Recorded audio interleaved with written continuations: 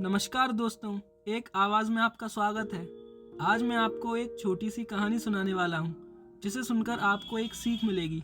और हाँ, आपको सुनते हुए इसके बारे में सोचना भी है, ताकि आप अपनी लिसनिंग स्किल्स को और बेहतर कर पाएँ। तो शुरू करते हैं। एक बार की बात है, एक छोटे से गांव में रमेश नाम का एक गरीब किसान रहता था। रमेश बहुत मेहनती और ईमानदार था, लेकिन उसकी गरीबी उसे हमेशा परेशान करती थी।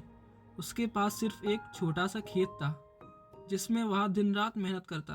एक दिन खेत में हल चलाते समय उसे एक चमचमाती हुई मिट्टी की मटकी मिली। मटकी खोलने पर उसने देखा कि उसमें सोने के सिक्के भरे हुए थे। रमेश बहुत खुश हुआ, लेकिन तुरंत उसने सोचा, यह खजाना मेरा तो नहीं है, इसे तो जमीन के मालिक को वापस करना चाहिए।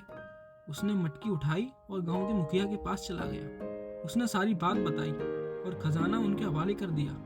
मुखिया रमेश की ईमानदारी से बहुत प्रभावित हुआ। उसने कहा, रमेश, तुम्हारी ईमानदारी अद्भुत है। यह खजाना तुम्हारा हकदार है, इसे तुम ही रखो। रमेश ने कहा, मैं मेहनत करके कमाने में विश्वास रखता हूँ।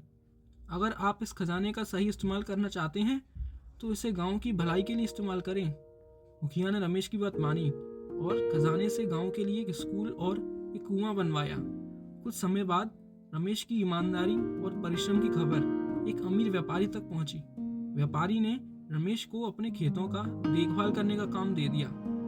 रमेश की मेहनत और ईमानदारी से उसकी गरीबी धीरे धीरे खत्म हो गई और वह सुखी जीवन जीने लगा। तो इस कहानी से हमें यही सीख मिलती है कि ईमानदारी का फल मीठा होता है, और भले ही देर सही। ऐसी ही और कहानियाँ सुनने के लिए एक आवाज़ को सब्सक्राइब करें।